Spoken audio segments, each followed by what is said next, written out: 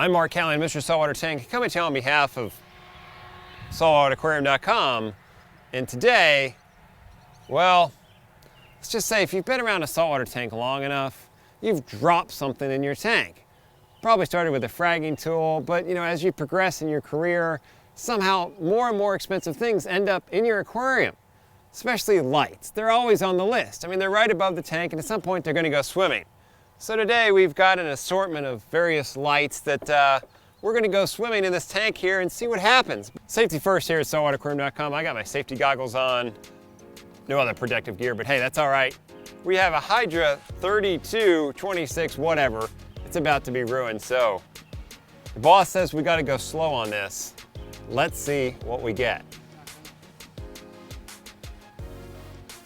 It's still alive. We're about to go underwater. It's still working. Look at that. Oh, that one died. That was actually more than I thought. Oh, it's not dead. This fan is still spinning on this thing. Next up, the Kessel A80. Now, unlike the Hydra 26 we just saw, there's no fan on this thing, so I think it's just gonna die. But everyone always wants to know, did you get an electrical shock when you put your hand in the tank if something electrical goes in your tank? So to help me with that, I'm gonna call in my good coworker, Greg Trax. Stick your hand down in there. That's cold! That may be the last thing you're whining about in a minute. See? Here we go. You ready? Ready.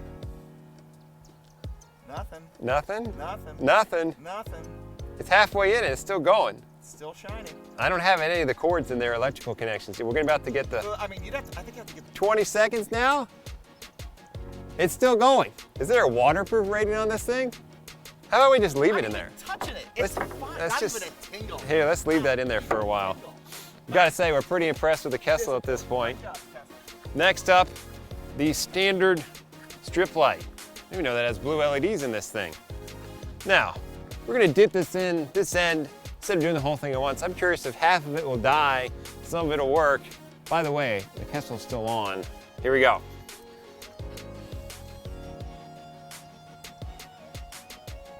Nothing. Still nothing. All right, well, the good thing is now we have some underlighting for this video. Here at SaltwaterAquarium.com, we like to take things up a notch. So far, we've murdered one AI Hydra 5226 correction. We've got a Kessel that's still going. We have a standard strip light that's still going, but it's time to up the ante. We have a brand new, unopened, new in box Radeon G6 XR15 Pro. We're gonna dunk this thing and see what happens. Proof is in the security seal, as you can see. A little unpacking, and the sacrifice is ready. All right, we have a brand new XR15 G6 Radeon that we grabbed off the shelf. Yeah, it's almost sad to do this, but hey, anything for the camera. All right, so it's over your tank. You go, oh no, and you pull it back out, and it still works. So if you're that fast, maybe you can rescue it. Oh no, my light's in my tank. Oh, it's already gone. Well, moral of the story, don't dip your lights in your tank. They don't survive. But that gives me another idea. Since the Radeon was dead, why not see what happens when you drive the farm spray truck over it? Not like I'm expecting much because the light isn't designed for this kind of abuse, but what the heck, this should be entertaining.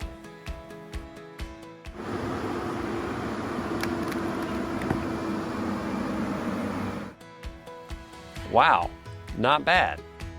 I expected far worse. Trax was down for blood though, so he went and got the farm anvil. Ouch.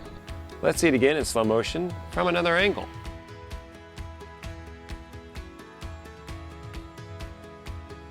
And it's smashed.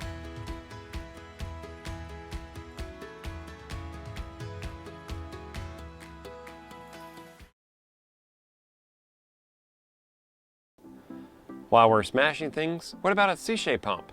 Seashay versus John Deere tractor. Italy versus America. Here we go.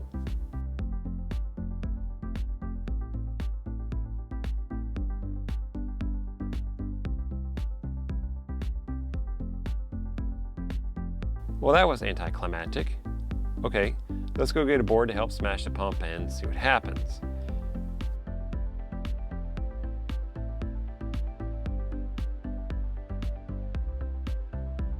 Still not much.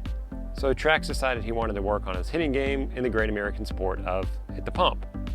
Too bad my pitching game is very weak and his hitting game isn't much better.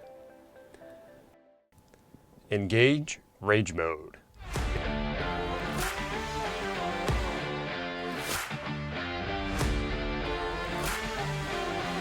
The impeller is gone. All right, good enough. What's it gonna take to break that? That is solid. It's solid. It's like a solid mass of epoxy. Resin. That is not gonna break. It'll break eventually. Get that anvil. Get the anvil. So Trax's back wasn't feeling the deadlift of the anvil, so he got a sledgehammer instead. Oh, I missed.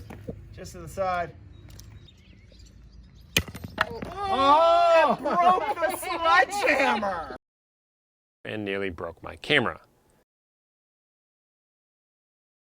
All right, onto the piece of equipment that we all love to hate, heaters. China versus John Deere, here we go. Not that bad in that direction. Let's back up and see what happens if we turn it over.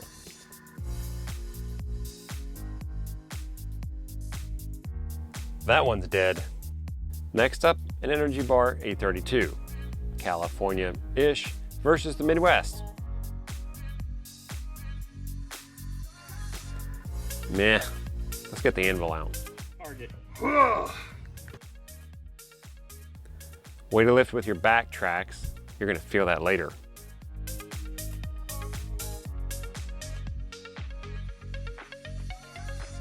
Oh, by the way, the Kessel A80 and the strip light were still burning strong, and they continue to burn strong way into the night. The EB832 is holding up fairly well, but Trax, you guessed it, felt the urge to unleash.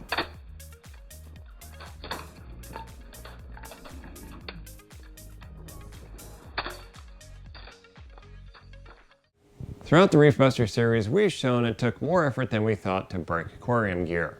We couldn't cut through the tank seals with a razor blade. Fallen aquascape isn't going to break your tank. Heck, the aquarium survived getting fireworks shot inside of it, and it took a lot more effort than we thought to break a glass heater.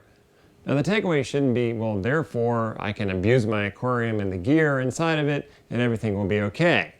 The key takeaway is, if you treat your aquarium and the gear inside of it with respect and you take care of it, it should give you years of quality service. And if it doesn't, don't go into rage mode like Trax. I'm Mark Callan, Mr. Saltwater Tank, coming to you on behalf of SaltwaterAquarium.com. Till next time, enjoy your tanks, and I'll catch you in the next episode series.